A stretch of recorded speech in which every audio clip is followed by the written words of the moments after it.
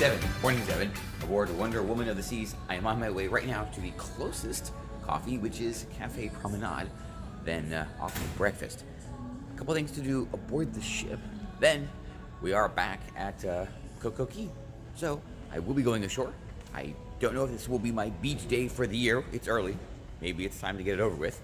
And then it's time to get sad because, well, it's day 7 and tomorrow we go home. But we'll do this again soon. I promise that. We just pulled alongside at Coco Cay and oh boy, it looks like Wonder Woman is already a stalker. She follows Freedom of the Seas all the way here from Nassau. Oh boy, are we gonna end up at Port Canaveral tomorrow? For breakfast, I am back in the Windjammer because I had an executive decision to make and I forgot to order room service.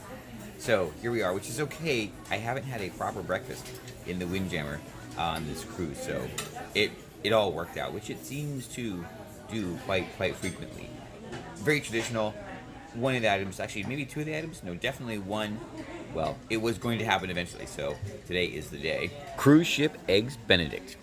To go along with that, I have Italian sausage and biscuits and gravy. Biscuits and gravy are going to be interesting. Last time I had this was on board MSC Seashore. So now we get to compare how the Italians do biscuits and gravy versus how some Americans do biscuits and gravy. I decided to finish off breakfast with a bit of muesli, which I'm thinking the gods do not want me to eat. It's been calamity after calamity. That was a terrific breakfast in the Windjammer. The eggs Benedict were typical Royal Caribbean eggs Benedict, so I knew exactly what I was getting going in. And the sausage and gravy, no, the biscuits and gravy with the sausage came out pretty well. I don't know if they changed the recipe, but they were better than I expected. So overall, quite nice. I did not eat the muesli after several minor catastrophes getting ready to eat it. I decided, for some reason, the universe does not want me to eat this. I know I'm sounding all weird and superstitious, but I don't know, sometimes the message is sent and you must receive it. But that just means I'm gonna go get a granola bar at the Vitality Cafe later. So it all works out.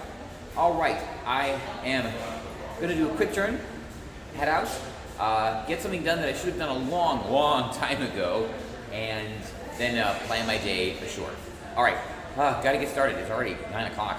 Before going ashore on Coco Cay, I decided to swing by the cantilevered hot tub and record something that I should have done a long time ago.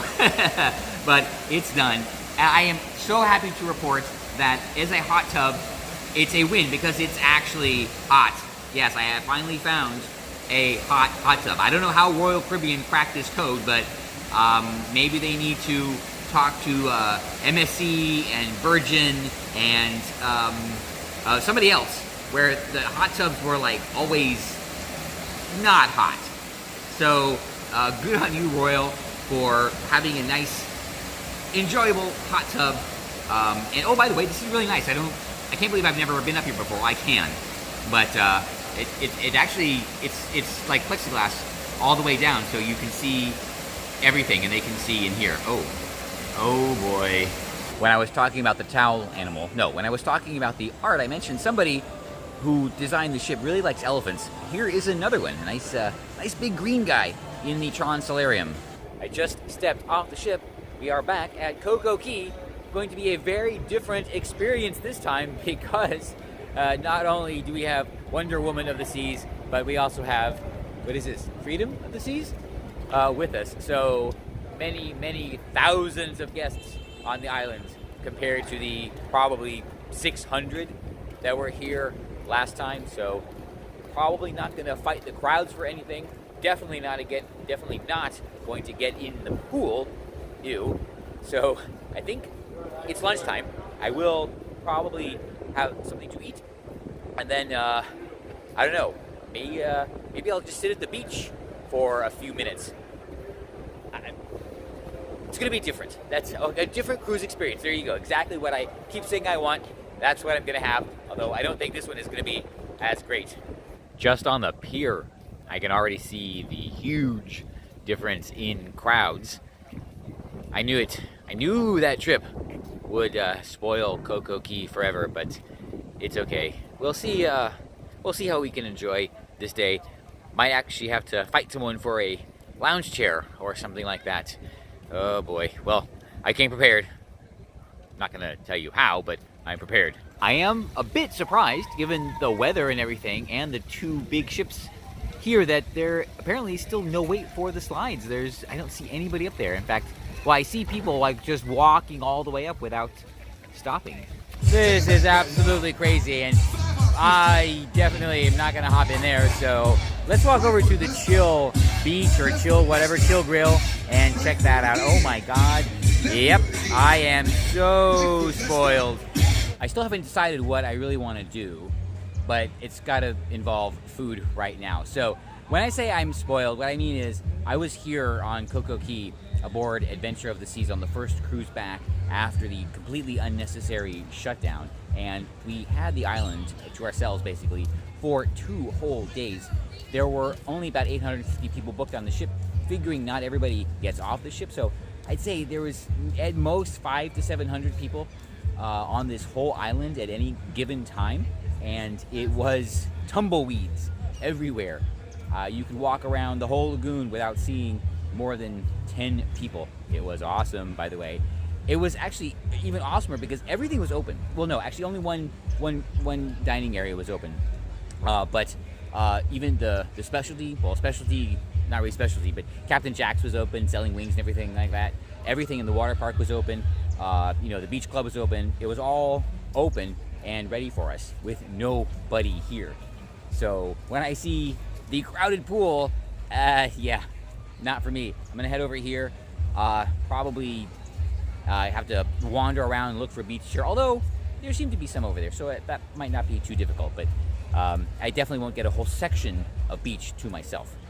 That's what I mean by I was spoiled on that trip, because now, I know, Coco Cay just sounds like a giant crowded mess, or looks like a giant crowded mess. Something I'll have to get used to, unfortunately. But, okay, food. Gotta stop talking. Food. This is the shaved ribeye cheesesteak sandwich. The other options are pretty routine. There's burgers, barbecue chicken, and taco station. But, interestingly enough, I had El Loco Fresh 2 days ago. I think, was it yesterday? It was Mexican in the buffet. So now a taco station. I think, yeah. Okay, they're not planning the menus around me. I'll tell you that, which is fine. That ribeye cheesesteak sandwich was actually pretty good. It was, I don't know, something different on the buffet. Didn't want another burger and hot dogs and barbecue chicken. Kind of had all of that already. So, good selection. I would definitely have it again. It did have green peppers, and I could taste them. It was very distracting and disappointing. But, yeah, I still am glad I got it. I did get a chocolate chip cookie, too, which was better than expected. I forgot to show it to you, but it's just a chocolate chip cookie. Okay, so behind me is Chill Beach, Chill Island, or something like that. I think that's what I'm going to do. I'm just going to go and get a beach chair and chill. I think this means you're supposed to just sit there and, like, look at the ocean and do nothing. I think. So that's what I'm going to do and see if I get it right. One problem with that plan, it is crowded. There are, well, okay, I'm sure there are empty chairs, but I really don't see many of them without, like, walking down and checking out every row. All right, there's 2 different sections, so let me check out over here and over there, and maybe walk back past that blue, where the mats are. I'll find one. I will definitely find one. So, well, there's the water. Okie dokie, found some chairs with an umbrella. Okay, not right on the beach, but it's fine for just relaxing. The temperature has dropped significantly. The cloud cover is coming in. Don't think it's going to rain. I don't see any signs of that, but actually it feels a lot nicer. I'm appreciative of the clouds. So I'm gonna try this relaxed thing. I'm gonna sit here and gaze at the ocean, and I don't know, people watch and contemplate and ponder and probably fall asleep. Why not? And wow, that's what happens when you have no plans. Okay, I think I'm beginning to understand. Well, that was a very refreshing, relax on chill beach or chill island. So yeah, I just lay there. I did doze off for I don't know how long, and yeah, very relaxing, very nice. Nothing going on. I didn't even look at the phone. I did check once just to see what time debarkation starts tomorrow, but that's it. Okay, so that was actually pretty cool. I did enjoy that. Something I might want to actually do next time. I have done that a couple times, but I've never really been into it. So next time I just need to like lean in completely, like take a bag and watch some videos and just sit by the ocean, because I see a lot of people doing it. Although I always assumed that maybe they're from the Northeast where they don't get to be at the beach that often. For me, it's like I can go anytime. So, but I get it. All right, well, I came to get a drink. I want to find a snack station, see what they have before heading back to the ship. I still have like 2 hours, but I can already tell that a lot of people are heading back. Or maybe it's just Freedom that's heading back. Our all aboard is 4:30, and it's just before 3, so hour and a half. And I would like to find a snack, just to see what they have, because they do have different things from the buffet. Okay, a mission for a snack. It's kind of a gamble, but the closest snack shack is in that direction. Pretty far. It's around the big pool, but it's a mission I'm willing to undertake for the chance of success. It's not really any risk. I mean, there will be food somewhere, so I'm not gonna starve. Don't worry, everyone calm down. I just want to see what they have. Yuck. Someone overindulged. Well, anyway, definitely not me. This, if you can see it in there, is the Shack Crispy Chicken Sandwich. It's a Cajun chicken with lettuce, tomato, and some kind of aioli. You can ask for a secret version that has like mozzarella sticks and maybe a different sauce, maybe marinara. Either way, I've never had this version, so here we go. Okay, the Shack Crispy Chicken Sandwich. I'm not at the Shack anymore. I forgot. I walked all the way over here. Was pretty darn good, actually better than the secret menu. I think the mozzarella sticks kind of, I don't know, it didn't work out, but I do think that this is better than the roast beef sandwich on the ship. Yeah, so that was pretty darn good. So I had two nice things here at Coco Cay. The shredded beef, not shredded beef, wasn't shredded prime rib. It is, either way, the cheesesteak was good, and the crispy chicken, the smoke shack, shake shack, snack shack was really good too. So all in all, that's a successful day. Only 2 items, but hey, I mean, it's a private island. You know, you get it. It's not like Virgin. Oh my God, everything there was fantastic. Okay, probably time to head back to the ship. I think maybe there's only an hour left. The pool is still packed, but not for me. Maybe I'll go take another look. I don't know. I might as well. It could be 2 or 3 months until I'm back here. I mean, oh my God, what am I gonna do?